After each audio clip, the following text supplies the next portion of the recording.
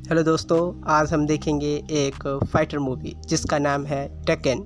जिसमें हम मूवी के फर्स्ट सीन में देखते हैं कि एक वॉर ने सारी की सारी सिविलाइजेशन को 8 बड़े बड़े ग्रुप्स में बांट दिया है और जिसमें से एक का नाम है टेकन, जो कि नॉर्थ अमेरिका को कंट्रोल करती है। यहाँ पर इस ऑर्गेनाइजेशन जिसका नाम टेकन है के द्वारा एक टूर्नामेंट आयोजित किया जाता है जिसका नाम है king of the iron fist, जिसमें 8 ग्रुप्स के फाइटर पार्टिसिपेट करते हैं और जीतने वाले को पैसों के साथ साथ लाइफ टाइम स्टारडम मिलता है। यहाँ हम एक सीन में देखते हैं कि जिम नाम का लड़का कहीं भाग रहा था और उसके पीछे कुछ हथियारबंद लोग पड़े थे। दरअसल वो टेकन ऑर्गेनाइजेशन का कुछ डिवाइस ले करके वहाँ से भाग रहा था और अब वो उसे एक फाइटर को बेच देता है, जिसके बदले उसे उस फाइटर से कुछ पैसे मिलते हैं।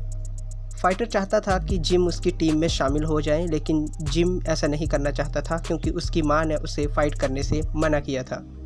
आगे हम देखते हैं कि जिम एक टीवी पर अनाउंसमेंट सुनता है कि एक टूर्नामेंट होने वाला है और जिसे कि the king of the iron feast कहा जाता है।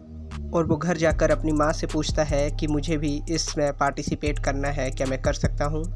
जिस पर उसकी माँ उससे नाराज़ हो जाती है और उस पर गुस्सा करके कहती है कि तुम फाइट नहीं करोगे। असल में जिम को बचपन से ही उसकी माँ ने अकेले ही पाला था और उसको मार्शल आर्ट में भी परफेक्ट बनाया था। जिम को हालांकि उसके पिता के बारे में उसकी माँ ने कभी कुछ नहीं बताया था और अब जब उसकी माँ ने इस फाइटर टूर्नामेंट में पार्टिसिपेट करने से मना कर दिया था तो जिम उदास हो जाता है और वो फिर उसके बाद अपनी गर्लफ्रेंड से मिलने चला जाता है। वहीं सीन शिफ्ट होता है और हमें टेकन के हेड जो कि उसके ओनर हैं और उसका बेटा काजुआ दिखाया जाता है। काजुआ उस फाइटर को ढूंढकर मार देता है जिसे जिम ने वो डिवाइस दिया था। दरअसल वो टेकन से चोरी किया गया था और वहाँ से उसे पता लग जाता है कि ये डिवाइस किसने चोरी किया था और चोरी करने वाले का नाम जिम है। वो वहाँ पर जिम के घर में अपने कुछ आदमियों को भेजता है और जो कि उसकी माँ को पूछते हैं और वहाँ पर एक ब्लास्ट करके निकल जाते हैं। वहीं दूसरी ओर जब घर पर अंदर उसे उसकी मोम की एक आईडी मिलती है जिस पर टेकन का लोगो बना हुआ था और जिम की तरह हम भी ये समझ जाते हैं कि उसकी माँ भी कभी फाइटर रह चुकी थी, परंतु हमें यह क्लियर नहीं होता है कि उसने फ़ाइट क्यों छोड़ दी थी और वो जिम को फाइट करने से क्यों रोकती थी। अब जिम ये जान चुका था कि उसकी माँ को मारने वालों में टेकन ऑर्गेनाइजेशन का ही हाथ है और अब वो यह डिसाइड कर लेता है कि वो फाइट करेगा और अपनी मोम की मौत का टेकन ऑर्गेनाइजेशन से बदला लेगा। वहीं जिम फाइटर प्लेस में पहुंचता है और उसकी फ़ाइट एक फ़ाइटर से होती है और वो जिम को ज़मीन पर पटक देता है। तभी जिम को उसकी माँ के वो वर्ड्स याद आते हैं जो कि बचपन में उसे उसकी माँ ने कहे थे कि इंसान तब तक नहीं हारता जब तक कि वो मान न ले कि वो हार गया है। जिम एकदम से उठता है जैसे मानो उसमें कोई नई ऊर्जा का संचार हो गया हो और वो उसकी धुलाई करता है और उसे मार मार कर हरा देता है। वहीं हम देखते हैं कि टेकन का जो ओनर था और उसका बेटा काजुआ यह देखकर हैरान होते हैं कि ये कौन है। आगे जिम में एक ऑर्गेनाइज़र से मिलता है जो कि आगे उसे ट्रेन करने वाला है और साथ ही वो उसके साथ डिसाइड करता है कि वो जो जितना भी कमाएगा उसमें से 30% उस ऑर्गेनाइज़र को अपनी ट्रेनिंग के बदले देगा। फिर जिम हमें एक और फाइटर से फाइट करता दिखता है जिसमें वो उस फाइटर को हरा देता है और एक बार फिर से हमारा जिम जीत जाता है। काजुआ जिम को देखकर हैरान था कि मानो उसने इसकी झलक कहीं और भी देखी थी और उसे कुछ याद आ रहा था कि ऐसी उसने फाइटिंग स्किल्स पहले भी देखी हैं। वो जिम से मिलता है और कहता है कि उसके पापा उसकी फाइटिंग स्किल से बहुत ज़्यादा खुश हैं और उसे ऐसी फाइटिंग जारी रखने के लिए और उसके पापा से मिलने के लिए, जो कि उस टेकन ऑर्गेनाइजेशन के फादर थे, उनसे मिलने के लिए फ़ाइटिंग करते रहना होगा। काजुआ जिम के बारे में इंफॉर्मेशन निकलवा कर यह पता लगा लेता है कि उस रात को उसके आदमियों ने जिस घर में ब्लास्ट किया था वो उसी का घर था और वो ब्लास्ट में मरने वाली उसकी माँ थी।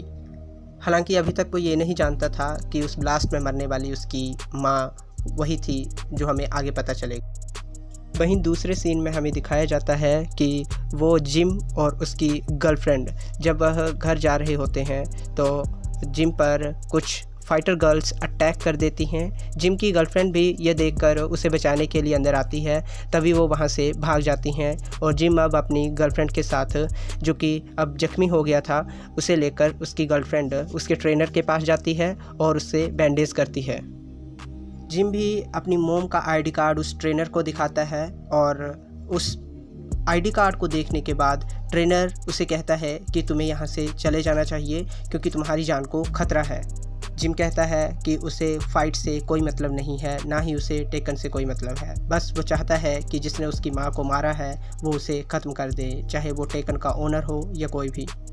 वहीं दूसरी ओर हम देखते हैं उन दोनों फाइटर गर्ल्स को जो कि जिम को मारने उसके घर गई थी, जो अब काजुआ के साथ हैं, जिसका मतलब हम समझ जाते हैं कि काजुआ ने ही उन्हें जिम को मारने के लिए भेजा था, जिसमें कि वो पूरी तरह से नाकामयाब रही। अगली सुबह फाइटिंग प्लेस पर हम उन्हीं दो लड़कियों को देखते हैं जो कि कल रात जिम पर हमला करने आई थी। जिम उन्हें देख लेता है और अपनी गर्लफ्रेंड को बताता है कि ये वही हैं जो कल रात मुझ पर हमला किया था। जिम की गर्लफ्रेंड ये जानकर बहुत ज़्यादा गुस्सा होती है और वो उनके साथ फ़ाइट करने के लिए रिम में जाती है।